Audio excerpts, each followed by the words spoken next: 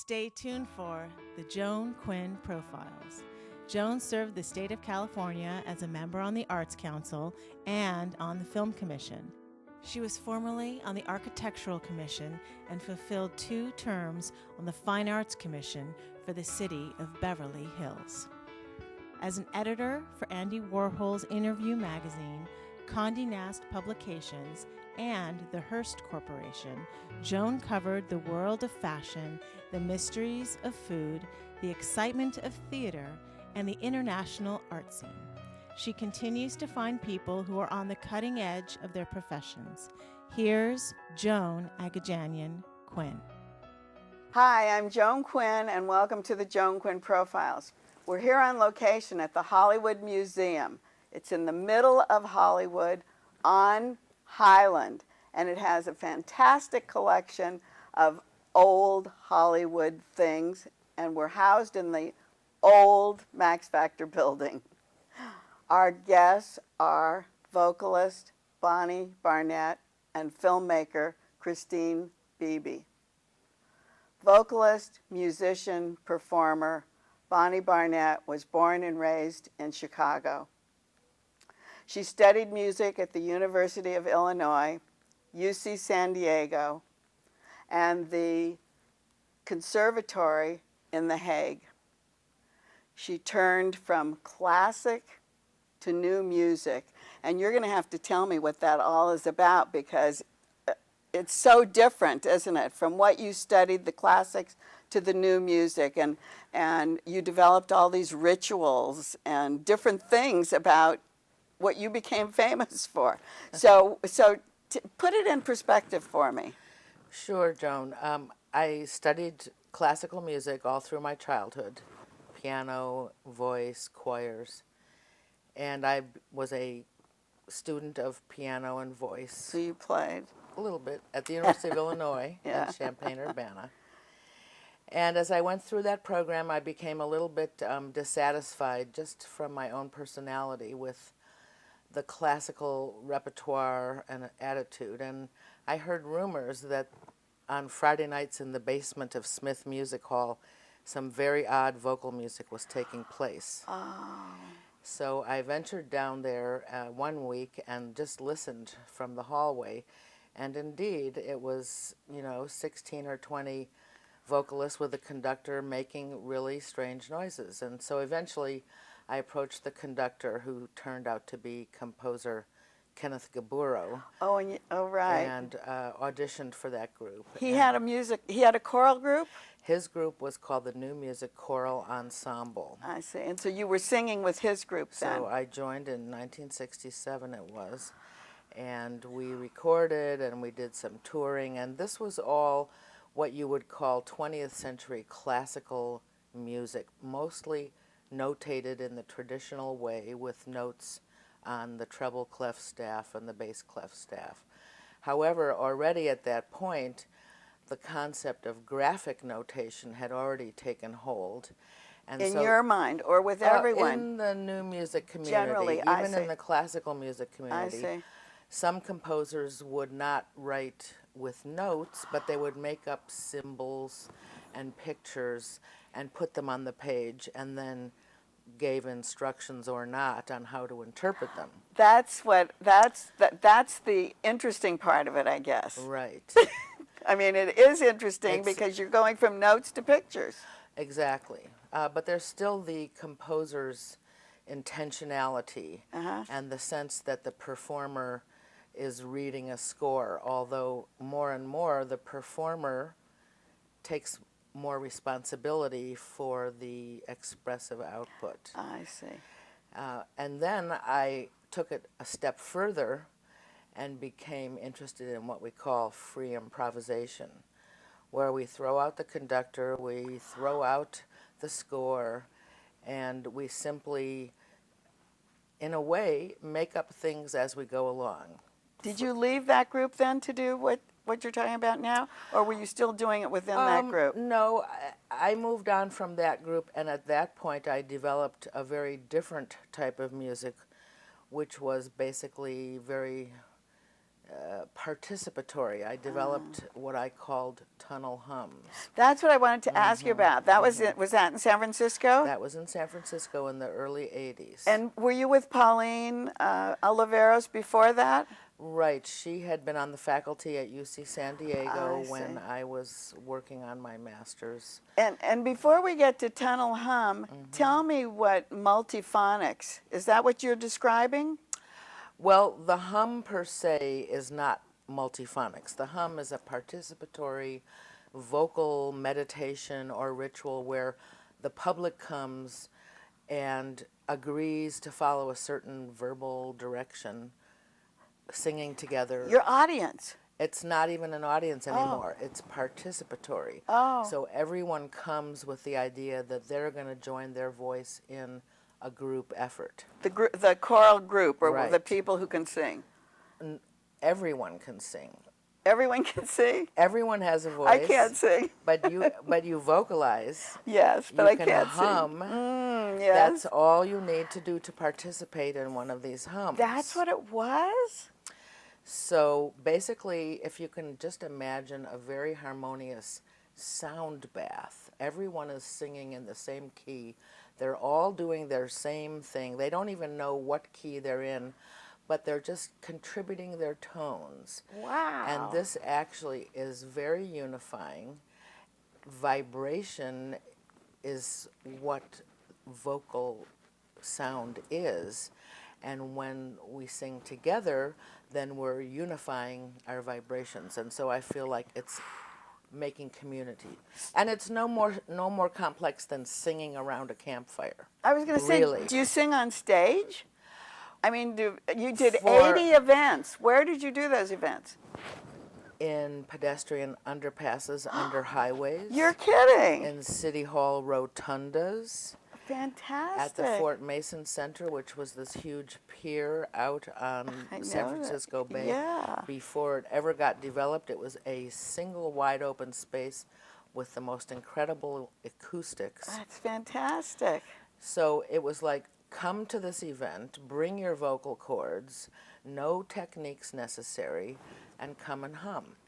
And there were little hums and there were big hums. In fact, I had 2 big events that I spent a year each preparing for, which were multi-site. The first year it was San Francisco and New York. The second year I added Seattle. There were participants in each site, and it was all mixed together via satellite. Wow. And the resultant mix was beamed up, and public radio stations across the country could opt to carry this hum live and invite their radio listeners to sing along with the radio. To hum with them. Yes. Was there any vocals to it? Was it totally all hum? Well, I use hum in a kind of a loose sense. In that Did you sing? Yes, open mouth singing was completely permissible. It's just that you weren't singing a familiar tune. You were just singing long tones or improvising little melodies, little short snippets, everything that would fit into the sound. Was everyone doing the same thing? No, everyone's doing their own thing. However, we're all agreeing that we're doing it together, and it creates a unified thing. Well, who directed? Do you direct? I mean, do you set give everybody some- going. yeah. I start out with breathing meditation, Oh, you do. and then explain what's going to happen. I usually have several instrumentalists in the space so that people hear the chord that we're singing. But then once we all start singing, it's every person on their own, or as it happens, we all kind of get together mentally. Wow. It's very thrilling. It's very wow factor, because you don't, I mean, I was reading about this hum project, and you think, is hum really hum? And it really is. But the other thing that you changed from all of your classical training and your jazz and your choral and multiphonics and this hum project is LA free jazz. There's a different kind of jazz. Explain that. Well, free jazz is not limited to Los Angeles. However, there's a very vibrant scene here. I see. And in fact, when I was in Urbana, Illinois, there were people improvising. I was way too young and naive and nervous to join them at that time. And when I went to graduate school at UC San Diego in La Jolla, there were people improvising, and I began little shy steps to try. But it wasn't until I moved to Los Angeles in 1986 that I was ready to dive in more, and everyone was so welcoming. So that's when I began this area of free jazz improvisation, where you might have occasional snippets of rhythm or melody, but really you're creating the structure as you go along. It's like jumping off a cliff. You're also a radio announcer, KXLU? Correct. And you use that, did you use the jazz along, or what is it, neo-traditional jazz? Is that a mix or not a mix, or what? The program that I co-host features many different types of what we call new music.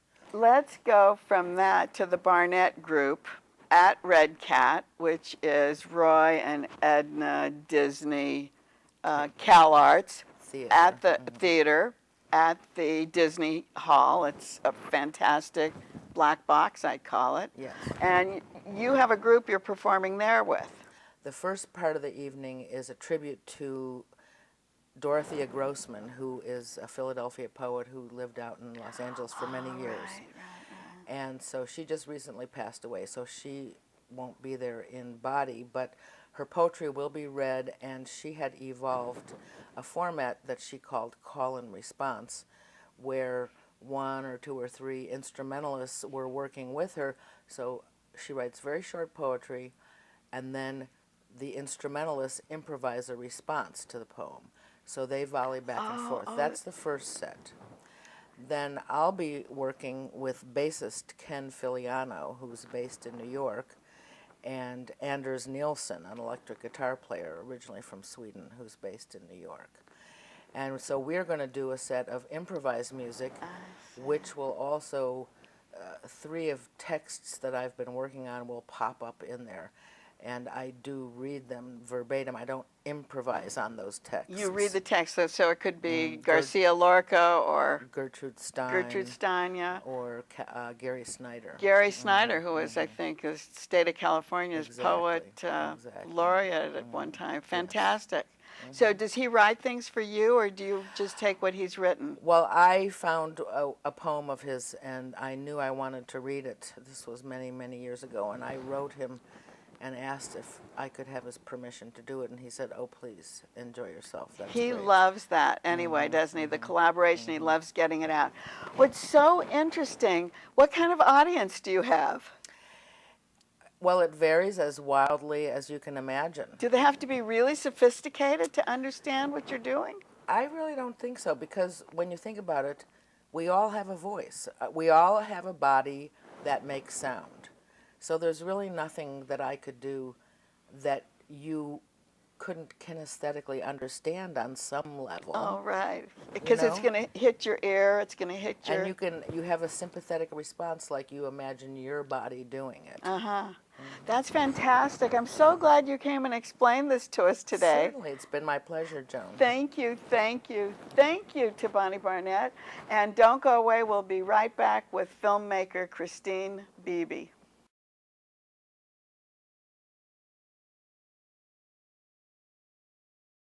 Hi, I'm Joan Quinn, and welcome back to the Joan Quinn Profiles.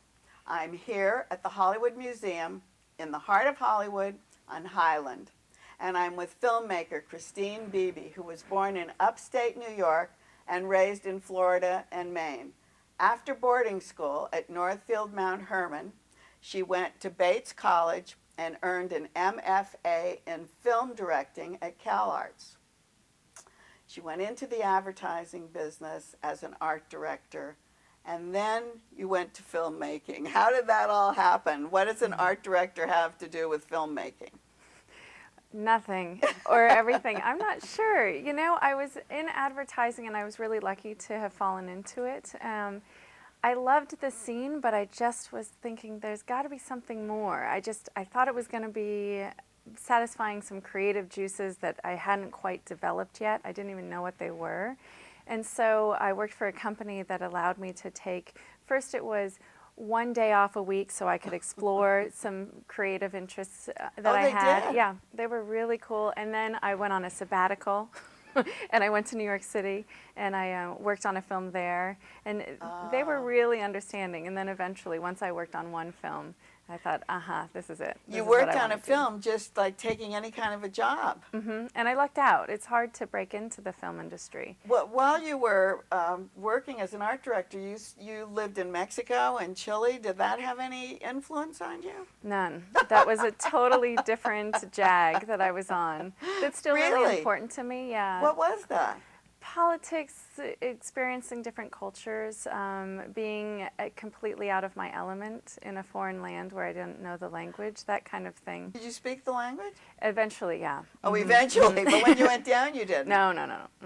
I see. And what was that film? Who wrote it, and was that part of the MFA project? No, that was, I did an internship through the Academy of Motion Pictures Arts and Sciences, and they paid me basically to work on a documentary. And that documentary is by Steve Anderson, and it's a 4-letter word film. It's the F word, yes, isn't it? It's the F word. How did they advertise it? It was very difficult to advertise. And maybe that's why it went straight to DVD. No, we did get a theatrical release, but then it went to DVD. Well, you were doing projects for Interscope, too.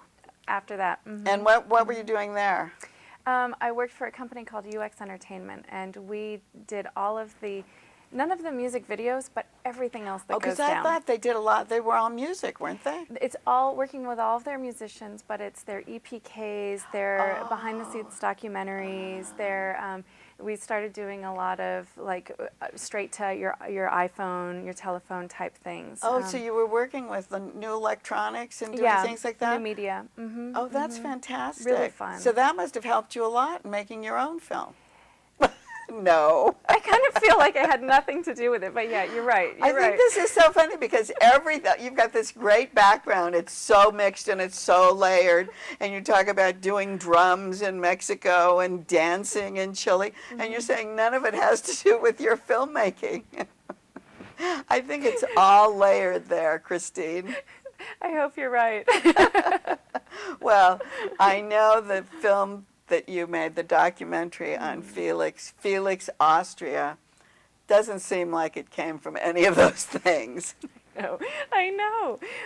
So tell us how you started that. Sure. So I moved to Los Angeles to go to CalArts, and I met Felix along the way pretty early on. Felix Feifel. Felix, I call him Felix Feifel. He I butcher his name whenever I try to pronounce it. Go on. Yeah. When did you meet him? So I just met him on a social basis, basically. And my wife and I, she's a designer and he's a designer. We're all kind of in the art world, And they were working on a project together that was this big concept. They were they were designing a building that was going to be all green that's near MacArthur Park. Oh, I see. They worked on for a long time. What's her name? Her name's Hillary Reed. And did he work with her, actually? Did they actually collaborate? They were collaborating, but it didn't come to anything. I see. And then he helped us with our remodel of our home. I see. And so we worked on a project together.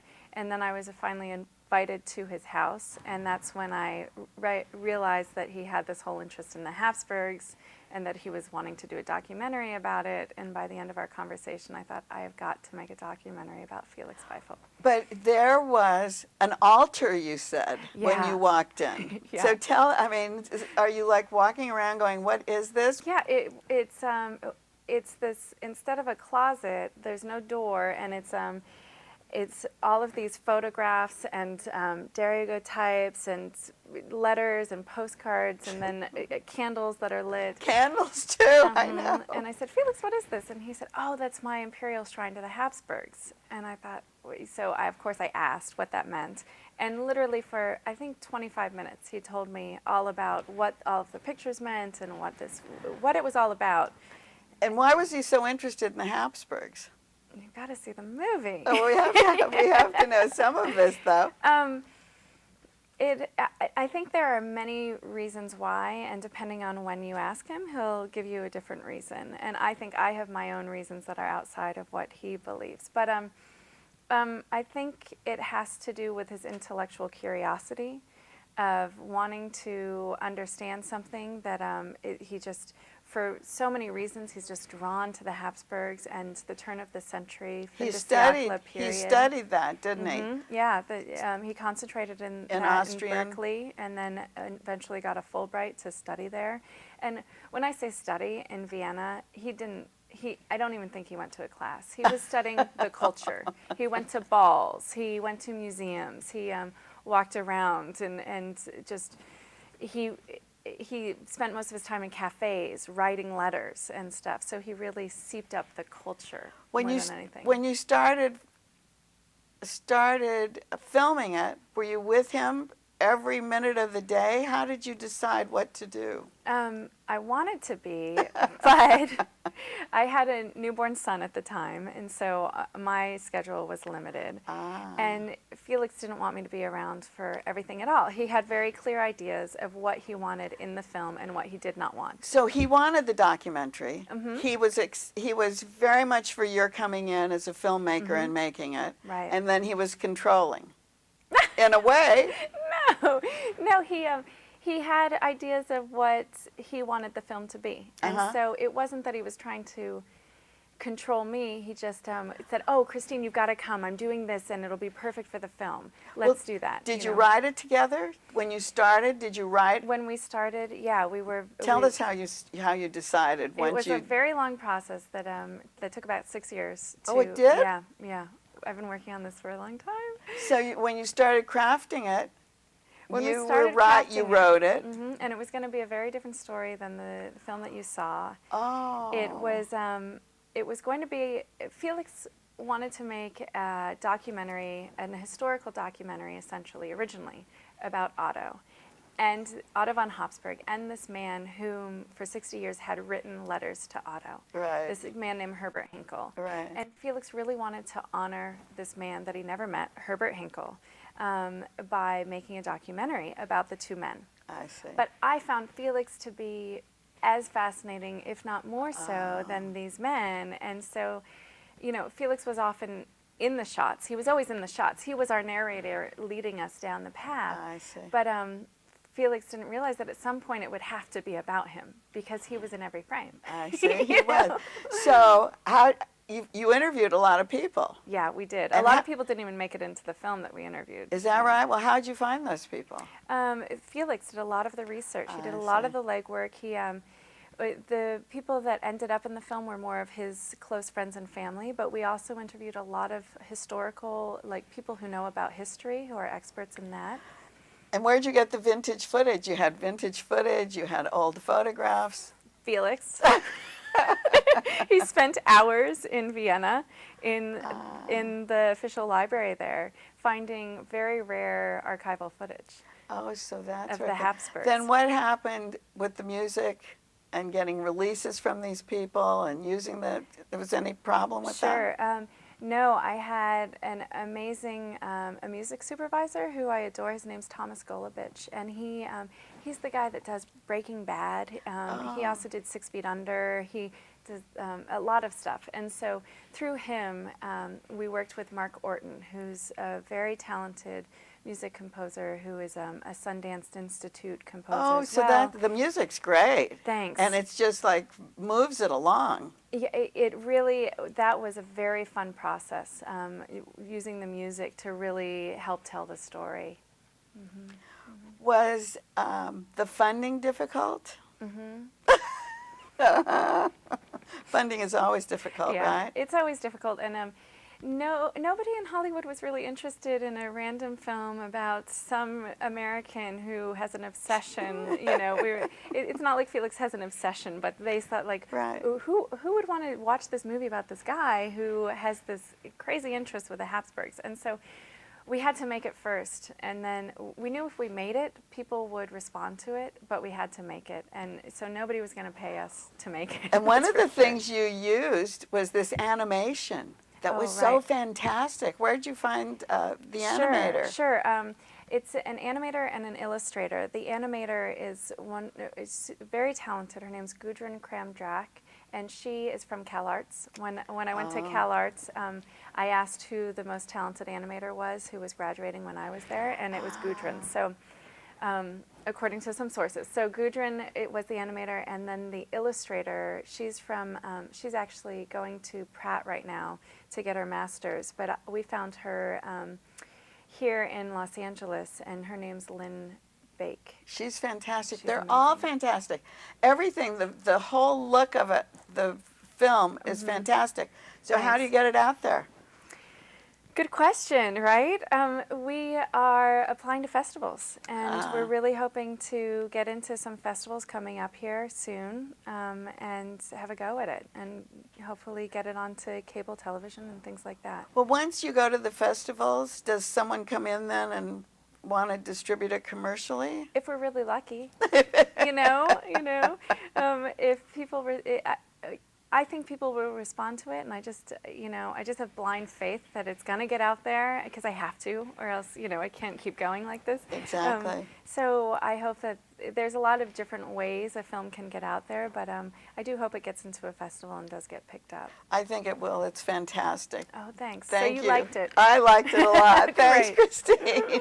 And thanks for watching the Joan Quinn Profiles today. Keep writing me at my email, JAQUINN1@AOL.com. And we'll see you next time on the Joan Quinn Profiles.